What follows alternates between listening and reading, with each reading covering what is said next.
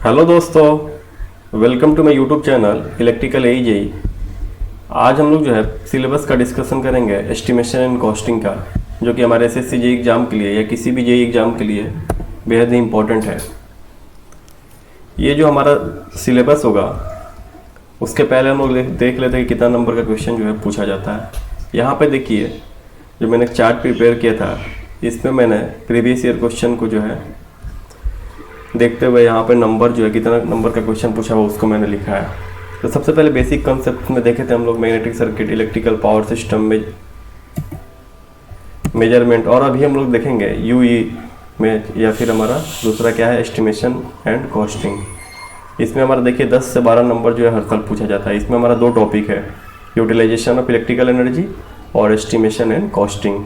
तो आज का जो हमारा फोकस पॉइंट होगा वो एस्टिमेशन एंड कॉस्टिंग पे होगा कि कैसे हम लोग जो है इसमें बेहतर स्कोर कर पाएँ, क्योंकि ये हमारे लिए एक एडवांटेज रहेगा अगर इसको हम लोग प्रिपेयर करके जाते हैं। तो मैक्सिमम लोग इस पार्ट को जो है कवर नहीं कर पाता है, क्योंकि मेनली डिप्लोमा में पढ़ना है, ग्रेजुएशन के सिलेबस में कहीं कहीं पे होगा, लेकिन मैंने जहाँ से ग्रेजुएशन किया है वहाँ पे जो है ये सिलेबस में नहीं था।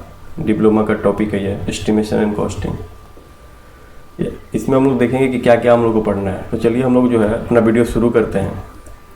तो ये चैप्टर वाइज भी एनालिसिस मैंने लास्ट वीडियो में बता चुका हूँ, तो आप लोग एक बार जो है लास्ट वीडियो चेक कर सकते हैं। एग्जाम पैटर्न पे मैंने डिस्कशन कर दिया है। आज का हमारा जो है एस्टिमेशन एंड कॉस्टिंग जो है वो देखिए, एस्टिमेशन एंड कॉस्टिंग में हमारा सिलेबस क्या है। Estimation of lighting scheme, electric installation of machines and relevant I rules. I rules मतलब इंडियन इलेक्ट्रिसिटी रूल्स। उसके बाद से earthing practices and I rules. यही हमारा एस्टिमेशन एंड कॉस्टिंग का सिलेबस है। इसमें जो है दोस्तों हम लोग क्या करेंगे कि जेबी गुप्ता या कोई भी बीके मेहता जो भी ऑब्जेक्टिव बुक है, जहाँ कहीं पर भी इसका क्वेश्चन दिया हुआ हो, थ्योरी से ज़्यादा हम लोग इसमें क्वेश्चन को प्रैक्टिस कर लेंगे। 200-150 के आसपास क्वेश्चन है, उसको अगर हम लोग 10 बार पढ़ लेंगे तो हमारा जो है जितना भी क्वेश्चन है यहीं से पूछा जाता है। देखिए, मैंने जो एक नोट्स बनाया था प्रीवियस ईयर एनालिसिस को ध्यान में रखते हुए, उसको मैं यहाँ पे अटैच किया हूँ। ये मेरा खुद का नोट्स है, आप लोग अपने तरीक़ा से बना सकते हैं, लेकिन मैंने एक शॉर्टकट बनाया था जब मैं एसएससी जेईई एग्ज़ाम में अपियर हो रहा था, तो उसको मैं यहाँ पे अटैच किया हूँ। और आप लोगों को अगर अच्छा लगे तो ऐसा बना सकते हैं या इसको लिख भी सकते हैं, ठीक है। मेरा बस ये अटैच करने का एक ही व्यू है कि आप लोग को बता दो कि कैसे जो है इसके लिए नोट्स अगर बनाना चाहे तो आप लोग बना सकते हैं या सिर्फ क्वेश्चन प्रैक्टिस कर सकते हैं। क्योंकि मैंने जो ये नोट्स बनाया है वो या तो किसी टेस्ट सीरीज से क्वेश्चन को लिया है जो कि बार बार रिपीटेड है, या प्रीवियस ईयर को देख के, या फिर हमारा जो स्टैंडर्ड बुक है वहाँ से मैंने इसको कॉपी किया है। तो यहाँ पे जो दोस्तों सबसे पहले देखिए मैंने लिखा है यहाँ पे maximum numbers of points of equipments in one circuit. ये ऑब्जेक्टिव क्वेश्चन है, इसमें मैंने 10 लिखा है, ठीक है। ये मैंने क्वेश्चन को जो यहाँ पे थ्योरी के फॉर्म में लिख दिया है। उसके बाद से यहाँ पे मैक्सिमम लोड कनेक्टेड, 1 मिनट में यहाँ पे इसको इरेज करते रहो। देखिए दूसरा पॉइंट जो है वो लिखा हुआ मैक्सिमम लोड कनेक्टेड, कितना लोड 800 वाट का। उसके बाद से हम लोग यहाँ पे दूसरा जो है एक टॉपिक है हमारा, there are 2 methods connecting circuit and sub circuit to supply system. पहला डिस्ट्रीब्यूशन सिस्टम, उसके बाद से ट्री सिस्टम। उसके बाद से जो है हमारा नेक्स्ट टॉपिक मैंने लिखा है इसमें मेथड्स ऑफ वायरिंग। हम लोग वायरिंग का मेथड्स देख रहे हैं। इसमें पहला मेथड होता है ज्वाइंट बॉक्स और टी सिस्टम।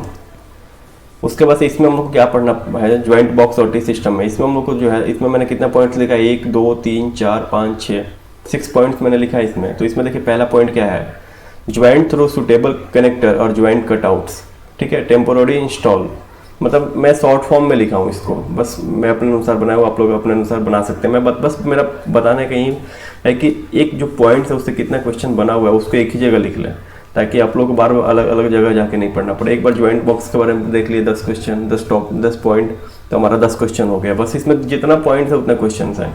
उसके बाद से मैंने लिखा है कि इसमें क्या होता है, saving of wires, losses minimum होगा, वायर कम होगा, लो कॉस्ट होगा। अगर हमारा वायर कम लगेगा तो फॉल्ट लोकेशन नॉट ईजी, इसमें हम लोग फॉल्ट का लोकेशन ईजिली नहीं ढूंढ सकते हैं। उसके बाद से ये जनरली नॉट इन यूज, मतलब कि हमारा ये अपने लैंग्वेज में मैंने लिखा हुआ है कि जिससे मैं समझ सकूं। यानी कि ज्वाइंट बॉक्स सिस्टम और टी बॉक्स सिस्टम हमारा जनरली यूज नहीं होता है। फिर यूज क्या होता है, तो मेथड्स ऑफ वायरिंग में 2 वायरिंग हम लोग पढ़ रहे हैं यहाँ पे, एक ज्वाइंट बॉक्स टी सिस्टम और दूसरा लूपिंग सिस्टम, ठीक है। इसमें हम लोग देख रहे हैं, इसमें तो पहला पॉइंट लिखा हुआ है connecting appliances in parallel. Looping system में जितना भी अप्लायंसेज होता है वो पैरेलल कनेक्टेड होता है, पहला इसमें पॉइंट्स। दूसरा पॉइंट है द फेज और line conductor are looped either in switch board और बॉक्स, ठीक है। तीसरा पॉइंट लिखा है neutral conductor are looped either in switch board और लाइट और फैन। न्यूट्रल कंडक्टर जो लूप्ड होता है यानी कि या तो स्विच बोर्ड में होगा या फिर लाइट में या फिर फैन में, ठीक है। उसके बाद से इसमें चौथा पॉइंट जो है लिखा हुआ है फॉल्ट लोकेशन ईजी, यानी कि इसमें हम लोग फॉल्ट का लोकेशन इजीली ढूंढ सकते हैं। उसके बाद से क्या है लेंथ ऑफ वायर या फिर केबल रिक्वायर्ड मोर, यानी कि वोल्टेज ड्रॉप एंड लॉसेज मोर, इसका डिसएडवांटेज हो जाएगा ये। बस हम लोग यहाँ पे पॉइंट्स देख रहे हैं, इसी में से हम लोग को समझ लेना है कि हमारा एडवांटेज क्या है, इसका डिसएडवांटेज क्या है, इतना तो हम लोग समझ सकते हैं। यानी कि अगर हमसे लूपिंग सिस्टम में कोई भी क्वेश्चन पूछेगा तो हम लोग इस 5 पॉइंट से ही बता देंगे। मान लीजिए पूछ दे कि लूपिंग सिस्टम में अप्लायंसेज कैसे कनेक्टेड होता है तो पैरेलल मार दिए। उसके बाद से हमारा पूछ देगा कि फेज और लाइन कंडक्टर कहाँ पे लूप्ड होता है तो हम लोग बोर्ड या बॉक्स मार देंगे ऑप्शन में जो होगा। उसके बाद से बोलते हैं न्यूट्रल कंडक्टर जो होता है वो कहाँ से लूप्ड होता है हमारा लूपिंग सिस्टम में। तो कहने का मतलब है कि उसके बाद से पूछ देगा कि हमारा मेथड्स ऑफ वायरिंग में कौन सा वायरिंग यूज होता है, तो हमारा लूपिंग सिस्टम यूज होता है जनरली। तो यहाँ से हमारा जो है ऑब्जेक्टिव क्वेश्चन ऐसे ही फ्रेम होता है, बस पॉइंट्स देके वहाँ ऑब्जेक्टिव क्वेश्चन में इसी को जो है विस्तार में लिख देता है, आप टिक कर दिए। तो उतना लंबा लिखने की जरूरत नहीं, शॉर्ट फॉर्म में मैंने लिख के यहाँ पे बताया है। उसके बाद से है जो दोस्तों दूसरा जो है हम लोग यहाँ पे टॉपिक शुरू किए हैं टाइप्स ऑफ वायरिंग। ये मेरा खुद का नोट्स है, इसमें मैं या तो कम पॉइंट्स भी लिख सकता हूँ या भी ज़्यादा भी लिखा हुआ होगा। तो आप लोग जो है इसको आप लोग अपने अनुसार जो इस टाइप से नोट्स बनाएंगे तो आप लोग को ज़्यादा फायदा होगा एग्जाम में। लास्ट टाइम रिवीजन के लिए LTR लास्ट टाइम रिवीजन के लिए आप लोग को बहुत ही फायदेमंद होगा, ठीक है। तो टाइप्स ऑफ वायरिंग में दोस्तों हम लोग यहाँ पे सबसे पहले पढ़ें क्लेट वायरिंग। अब इसमें हम लोग पढ़ेंगे कि ये जो है वायरिंग के बारे में हम लोग इसमें कौन सा केबल यूज होता है। ये हमारा सबसे cheapest internal system of internal wiring होता है। उसके बाद से इसमें लेबर का कैसा रिक्वायरमेंट होता है, तो इसमें स्किल्ड लेबर इज रिक्वायर्ड। उसके बाद से suitable for temporary installation in dry place, not suitable for domestic use. यानी कि क्लेट के बारे में हम लोग इतना पढ़े, यहाँ से कोई भी क्वेश्चन आएगा तो हम लोग यहाँ पे सॉल्व कर पाएंगे। दूसरा टाइप ऑफ वायरिंग होता है वुडन केजिंग और कैपिंग वायरिंग, ठीक है। इसमें हम लोग भी केबल के बारे में पढ़ेंगे, कौन केबल यूज हो रहा है। उसके बाद से इसमें हम लोग देख रहे हैं easy to install and rewire. उसके बाद से हम लोग इसमें फिर एक और पॉइंट्स लिखे हैं suitable for low voltage domestic installation in dry place and where there is not risk of fire. तीसरा वायरिंग जो है हम लोग पढ़े CTS और TRS वायरिंग और बैटन वायरिंग, ठीक है। इसमें भी हम लोग 5 पॉइंट्स पढ़े हैं। पहला पॉइंट केबल यूज में भी single core, twin core, 3 core, TRS cable, ठीक है। उसके बाद हम लोग पढ़े इसमें आगे कि ईजी एंड क्विक इंस्टॉलेशन होता है, इसमें फायर प्रूफ होगा, लॉन्ग लाइफ होगा इसका, ठीक है। एक उसके बाद से हम लोग पढ़े कि ये suitable for low voltage installation. उसके बाद से हम लोग इसमें आगे पढ़े not recommended for situation open to sun और रेंस, मतलब कि ओपन जगह में इस टाइप का वायरिंग हम लोग नहीं कर सकते हैं। चौथा जो पढ़े हम लोग लेड सीट वायरिंग के बारे में पढ़ेंगे। ये सब जो है आप लोग नोट्स में देखिएगा या कोई भी बुक में देखिएगा या प्रीवियस से उठा के देखिएगा, क्वेश्चन जो है ऐसे ही पूछा गया है, यहीं सब टॉपिक से पूछा हुआ है।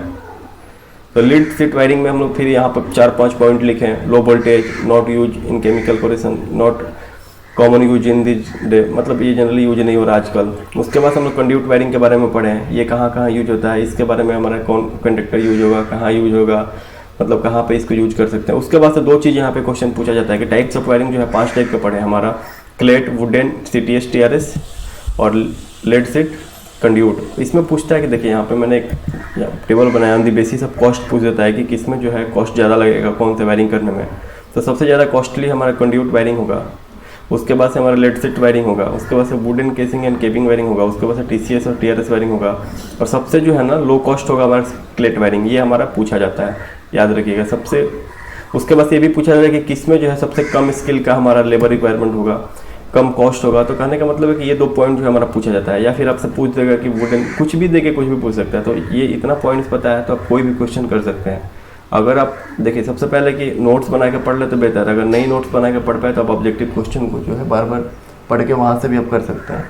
लेकिन इस टाइप से नोट्स बना के करेंगे तो आपका कोई भी क्वेश्चन देगा तो आप बना सकते हैं।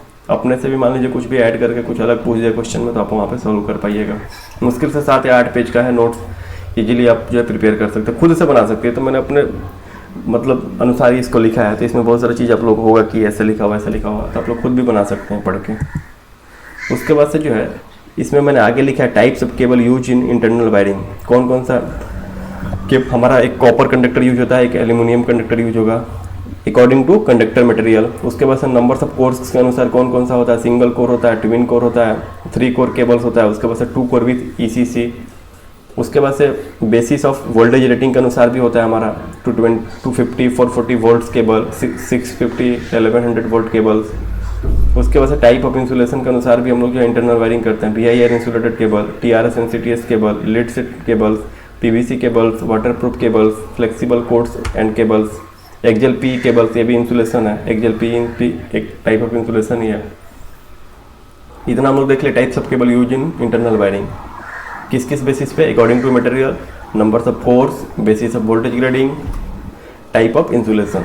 उसके बाद से जो हम लोग फिर फ्यूज के बारे में क्वेश्चन पूछ देता है, हमारा फ्यूज का रेटिंग क्या है। मैंने पहले भी ऑब्जेक्टिव क्वेश्चन में करा दिया है इसको। देखिए, for medium size residential building में 6 वे में 16 एम्पियर 240 वोल्ट ICDB में अप्रूवल, ये सब चीज़ आप लोग खुद से लिख सकते हैं, आसान है। उसके बाद से it is use for overload और short circuit protection in high voltage up to 66 kV and low voltage up to 400 volt. Alloy of lead and tin use for small current rating fuse. याद रखिएगा, ये important point है। पूछ देता है कि कौन कौन सा मटेरियल यूज होता है, तो alloy of lead and tin. Lead जो होता है वो 37%, सबसे ज़्यादा टीन इसमें यूज होता है। कितना रेटिंग तक करंट के लिए, 15 एम्पियर। उसके बाद से beyond 15 ampere copper wire fuse are employed. याद रखिएगा, ये इंपॉर्टेंट पॉइंट है। यहाँ तक हमारा वायरिंग के बारे में हो गया। उसके बाद हम लोग फिर अर्थिंग के बारे में इसमें पढ़ते हैं। अर्थिंग का पहले डिफिनेशन देखिए क्या होता है, ये मैंने अपने अनुसार लिखा है, आप लोग जो है खुद से भी लिख सकते हैं, कुछ और भी हो सकता है, मतलब लिखने का तरीका कुछ अलग भी हो सकता है, मैंने अपने अनुसार लिखा है। Connection of the neutral points of supply system और non current carrying parts of electrical operators to the general mass of the earth, ये हमारा अर्थिंग होता है। उसके बाद से फिर इसमें भी पूछते हैं मेथड्स ऑफ अर्थिंग, जैसे मेथड्स ऑफ वायरिंग पढ़े थे, टाइप्स ऑफ वायरिंग पढ़े थे। तो यहाँ पे मेथड्स ऑफ अर्थिंग में हमारा, अब मैंने 4 टाइप का लिखा है, और भी होता है। तो पहला हमारा स्ट्रिप और वायरिंग, उसके बाद से रॉड वायरिंग, उसके बाद हमारा पाइप अर्थिंग वायरिंग में बोल रहा है, पाइप अर्थिंग, उसके बाद से प्लेट अर्थिंग। ठीक है, फिर यहाँ पे देखेंगे कि स्ट्रिप अर्थिंग कहाँ यूज होता है, फिर देखेंगे कि रॉड अर्थिंग कहाँ पे यूज होता है, फिर देखेंगे कि पाइप अर्थिंग कहाँ पे यूज होता है, फिर देखेंगे कि प्लेट अर्थिंग कहाँ पे यूज होता है। जनरली हमारा ऐसे ही पूछ जाता है कि हमारा दे देगा कि ये टाइप का हमारा रॉक्स है, चाहिए हमारा अर्थिंग कहाँ पर यूज होगा, यही क्वेश्चन में पूछा जाएगा अर्थिंग चैप्टर, मतलब ये टॉपिक से।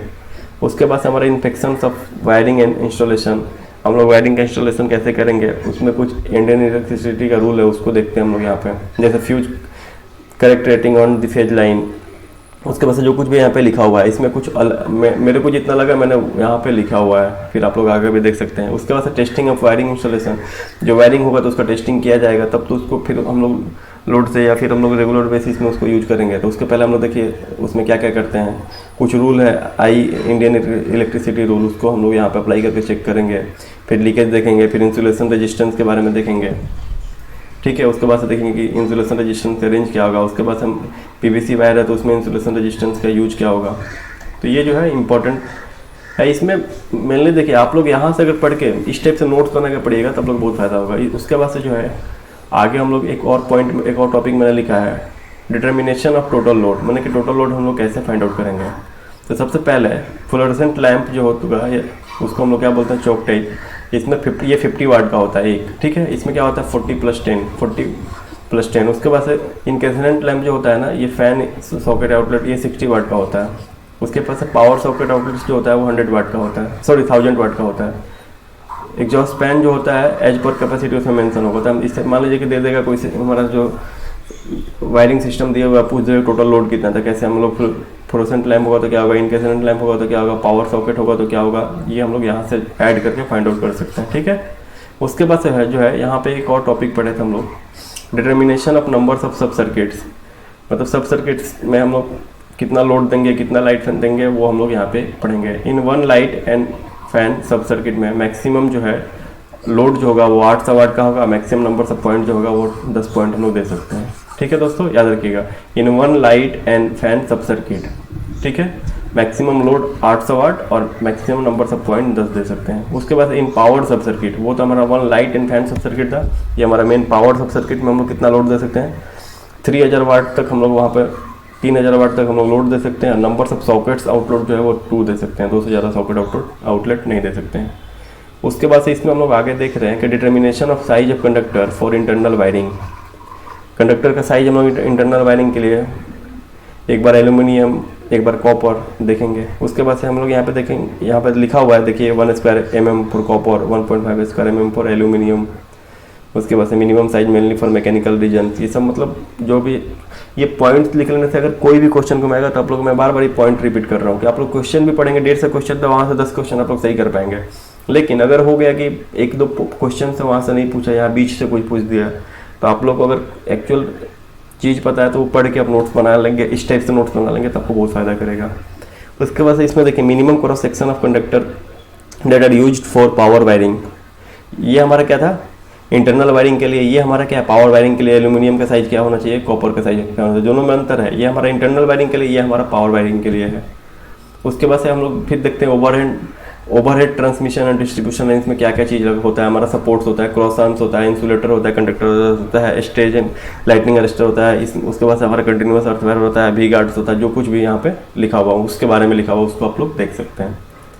मैं बस यहाँ पे ओवरव्यू के लिए मैं बस बता रहा हूँ, मेरा कोई यहाँ पे कॉन्सेप्ट्स देने का कोई भी ये नहीं है कि मैं आपको कॉन्सेप्ट दे रहा हूँ या फिर अब मैं आपको कुछ पढ़ा रहा हूँ। बस मैं बता रहा हूँ किस टाइप से आप नोट्स बनाएंगे, या फिर आप जो है इस नोट्स को अपने लिख सकते हैं। अगर नहीं बनाना चाहे तो आप मेरे यहाँ से कॉपी कर सकते हैं। अगर लगे कि नहीं बेहतर है तब, कोई ये नहीं मैं बोल रहा हूँ कि नहीं बेहतर ही है, आप लोग खुद से बनाएंगे वो ज़्यादा बेहतर होगा। मेरा बस बताने का व्यू है कि ऐसे भी आप लोग कर सकते हैं। उसके बाद से यहाँ पे देखिए हमारा जो points to be considered at the time of erection of overhead lines. ये पॉइंट्स कुछ याद रख, देखिए हमारा क्या होना चाहिए, clearance of conductor from the grounds होता है, देखते हैं ना कि कंडक्टर का जो है ग्राउंड से कितना क्लियरेंस दिया जाता है। ये सब हमारा इलेक्ट्रिसिटी का रूल है, इंडियन इलेक्ट्रिसिटी का। उसके बाद से all metallic parts line component should be earthed properly, ये भी हमारा IER 90 में लिखा हुआ है इंडियन इलेक्ट्रिसिटी रूल में। उसके बाद से permissible spacing between the conductor should be maintain through out the lines. देखते हो कि जो है डिस्टेंस दोनों कंडक्टर के बीच में जो है वो कांस्टेंट ही रखने का कोशिश किया जाता है। होता है कि सैग के कारण से कभी कभी जो है ना वो लेंथ हमारा इंक्रीज करने के कारण से डिस्टेंस कम हो जाता है, लेकिन देखिए ये भी हमारा रूल में लिखा हुआ है। उसके बाद से देखिए नेक्स्ट क्या लिखा हूँ, 1/6 of the pole length should be properly buried. मतलब कि पोल जो हम लोग देखते हैं कि पोल जो है हमारे यहाँ जो लगाया जाता है तो उसमें क्या है कि पोल का 1/6 पार्ट को जो है ना वो ज़मीन के अंदर रखना है, वो भी हमारा इंडियन इलेक्ट्रिसिटी रूल है। उसके बाद से पांचवा जो है the voltage drop along the line should be with in prescribed limit. मतलब कि हमारा जो है जो लिमिट है उसके अंदर ही ड्रॉप होना चाहिए वोल्टेज का ड्रॉप। उसके बाद से methods of lying underground cables के बारे में, direct laying, drawing system, solid system, ये सब हम लोग पढ़ेंगे जब हम लोग अंडरग्राउंड केबल के बारे में पढ़ेंगे। यहाँ तक दोस्तों कोई दिक्कत नहीं होगा जो है। उसके बाद से देखिए लास्ट जो है हमारा स्पेसिफिकेशन ऑफ अर्थ प्लेट के बारे में स्पेसिफिकेशन लिखा हुआ है। उसके बाद से यहाँ पे methods of earth resistance measurement, ये मैंने शायद किसी टेस्ट सीरीज से मैंने ये क्वेश्चन को मतलब ये पॉइंट को मैंने कॉपी किया है। उसके बाद से earth continuity conductor and loop earth wire, जो हम लोग अर्थ कंटिन्यूटी कंडक्टर जो या लूप अर्थ वायर जो देते हैं उसका साइज वाइज के बारे में लिखा हुआ है।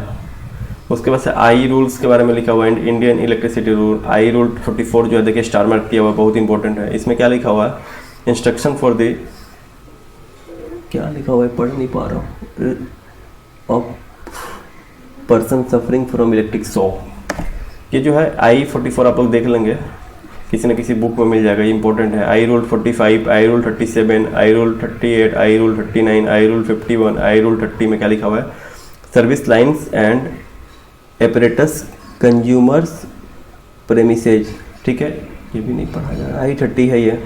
उसके बाद से I rule 1956 for the design of wiring on any new installation, ये इंपॉर्टेंट है। I rule 1956, 33, 61, 28। ठीक है, यहाँ पे देखिए आई रूल 28 में क्या लिखा हुआ, classification of voltage, low voltage, medium voltage, high voltage, extra high voltage, super high voltage. उसके बाद से हमारा क्या है यहाँ पे, ये नहीं, modern extra high voltage, ultra high voltage. I rule 35 में डेंजर नोटिस देखते होंगे, पोल के ऊपर लगा हुआ रहता है, ये भी हमारे इंडियन इलेक्ट्रिसिटी रूल में लिखा हुआ है। यानी कि हम लोग जो है यहाँ पे देख लिए क्या, लो वोल्टेज कितना 0 to 250 volt, medium 250 to 650 volt, high 650 to 33 kV, extra high 33 to 132 kV। तो ये जो है हम लोग, ये कहाँ पे लिखा हुआ है, आई रूल 28 में लिखा हुआ है कि हमारा वोल्टेज का क्लासिफिकेशन होना चाहिए। समझ गए, ये आई रूल भी इंपॉर्टेंट है, एक दो क्वेश्चन जो है इसमें से रहता ही है यहाँ से। उसके बाद से जो है देखिए यहाँ पे total impedance of earth continuity conductor, वही वाला पॉइंट्स को जो मैं यहाँ पे लिख दिया हूँ, फिर से कहीं मुझे और बेहतर कंसेप्ट मिला होगा तो मैं यहाँ पे लिख दिया हूँ। ठीक है, उसके बाद से देखिए हम लोग कंड्यूट वायरिंग के बारे में कुछ पॉइंट जो है फिर उनको कहीं और मिला होगा तो उसको मैंने यहाँ पे अटैच कर दिया है, जो पहले वायरिंग के बारे में पढ़े थे।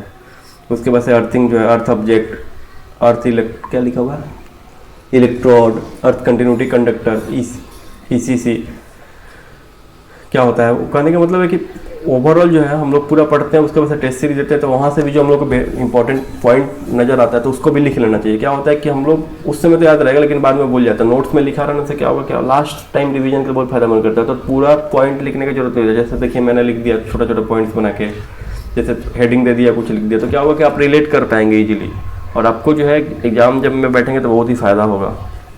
तो टेस्ट सीरीज में भी बहुत सारे कॉन्सेप्ट जो आपको अलग मिले या फिर आप जो पढ़े हैं उससे कुछ बेहतर मिले कंटेंट, तो उसको भी लिख लिया कीजिएगा, वो भी फायदा करेगा। उसके बाद से देखिए फिर यहाँ पे मैंने रॉड अर्थिंग, प्लेट अर्थिंग फिर से मैंने दोबारा लिखा है, क्योंकि मैंने फिर कहीं पे पढ़ा होगा तो मुझे उससे भी अच्छा कुछ पॉइंट्स मिला होगा तो उसको मैंने ऐड कर दिया है।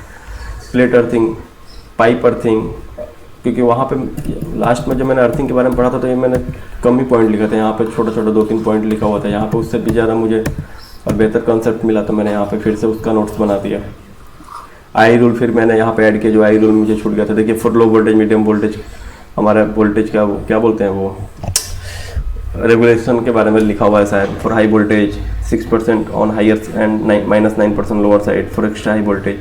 तो आप लोग पढ़िएगा और एग्जाम दीजिएगा, टेस्ट सीरीज दीजिएगा, तो यही फायदा होगा कि कुछ कुछ जो है ना एक्स्ट्रा चीज़ आप लोग को मिलते रहेगा। तो आप लोग को जो है ये वीडियो पसंद आया होगा। अगर आप लोगों को अच्छा लगेगा ये नोट्स तो आप लोग बोलिएगा तो मैं इसको फॉरवर्ड कर दूंगा, या फिर मैं अपने यूट्यूब चैनल में अटैच कर दूंगा या टेलीग्राम चैनल में अटैच कर दूंगा, ठीक है। या फिर आप लोग यहाँ से वीडियो को पॉज करके लिख भी सकते हैं, क्लियरली लिखा हुआ है। अगर आप लोग को ये नोट्स पसंद नहीं आया हो तो आप लोग खुद से भी बना सकते हैं। बनाने का 2 तरीका है। पहला आप लोग बुक पढ़ के वहाँ से लिख लीजिए और वही क्वेश्चन, वही कंसेप्ट लिखिएगा जो कि एग्जाम में पूछा हुआ है। एक्स्ट्रा कुछ भी लिखने की जरूरत नहीं है कि उसका पॉइंट्स बना के, ठीक है। जो एग्जाम में पूछा हुआ है, जो लगेगा प्रीवियस ईयर का टॉपिक इंपॉर्टेंट टॉपिक है, उसका एक क्वेश्चन पूछा हुआ है तो उस टॉपिक के बारे में अच्छे से 2-3-5 पॉइंट लिख लीजिए, ताकि अगर अगले बार जो है वो क्वेश्चन नहीं पूछ के उस टॉपिक से दूसरा भी क्वेश्चन पूछे तो आप वहाँ पे सॉल्व कर पाएँ।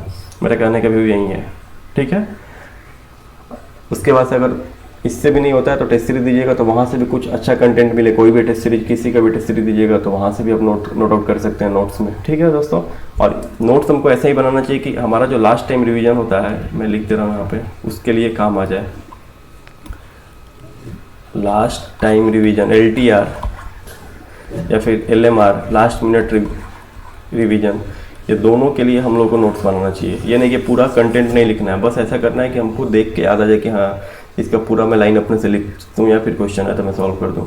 तो आप लोगों को वीडियो आज का ये पसंद आया होगा तो हमारे चैनल को लाइक और सब्सक्राइब कर दीजिए और दोस्तों को भी शेयर कर दीजिए। मैं आप लोगों के बीच जो है एक टॉपिक है ऐसे ही एनालिसिस लेकर के आऊँगा। अगला जो मेरा टॉपिक होगा वो यूटिलाइजेशन ऑफ इलेक्ट्रिकल एनर्जी का मैं एनालिसिस करूँगा, ठीक है दोस्तों। तो बहुत बहुत धन्यवाद आप लोगों को हमारे वीडियो देखने के लिए। ऐसे ही जुड़े रहिए, डेली आप लोगों के लिए मैं कुछ ना कुछ अपडेट्स लेकर के आते रहूँगा। धन्यवाद।